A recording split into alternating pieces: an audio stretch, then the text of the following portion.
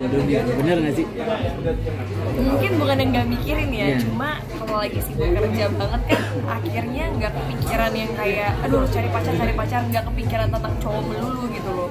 Jadi kayak kepecah aja, ada waktunya aku harus baca skenario, ada waktunya aku harus syuting, ada waktunya aku harus mikirin bisnis, ada waktunya aku harus sama keluarga. Otomatis cowok tuh bukan cuma sebagai prioritas utama saat ini. Dan mungkin saat ini memang belum membutuhkan sosok pendamping juga, makanya akhirnya menyibukkan diri untuk bisnis dan juga kerja di acting. Mungkin kalau dibilang belum membutuhkan nggak juga sih, karena aku yakin setiap orang kan ujung-ujungnya akan butuh pasangan juga ya untuk teman hidup. Cuma bukan prioritas utama aja, akhirnya membuat aku nggak yang terlalu terburu-buru atau gerasa gerusuk untuk harus dapat saat ini juga. Tapi udah banyak yang ngedekatin juga nggak sih saat ini, Bilo? Udah banyak Apa yang emang mau ngedekatin? membuka ini, membuka lowongan? Enggak sih, kita Ayo cuma mau bareng. cari tahu aja. Ya kalau yang kayak ngechat atau yang kayak mungkin mau kenalan gitu ya ada aja. Kadang-kadang entah dari teman punya temen juga ada aja yang kayak teman gue ini mau kenalan. Cuma yaudah, iya banyak banget. Cuma kayak aku pikir yaudah kenalan aja, temenan aja gitu. Masalah jodoh kan gak ada yang tahu juga kan nanti ke depannya. Punya kriteria nggak sih kalau misalkan ada yang kenal? Kriteria cowok sebagai calon suami kali ya kalau saat ini ya, udah bukan sebagai pacar aja.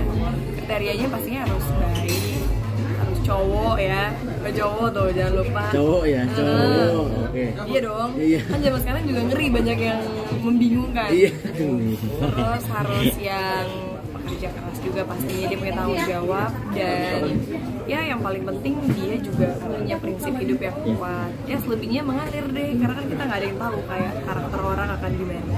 Bila nyari background yang pengusaha atau artis lagi?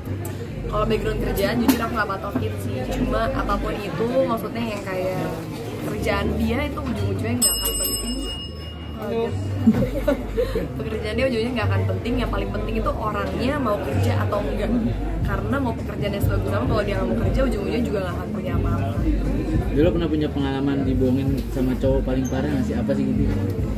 Jujur aku belum sih, jangan sampai ya, tolong di tengah TikTok lagi heboh dengan berita-berita yang mengerikan, semoga aku enggak. Sejauh ini maksudnya aku setiap kali putus dari pacar itu selalu hal-hal yang maksudnya bukan yang komplikated atau tentang orang ketiga atau dibohongin yang disakitin gitu sih.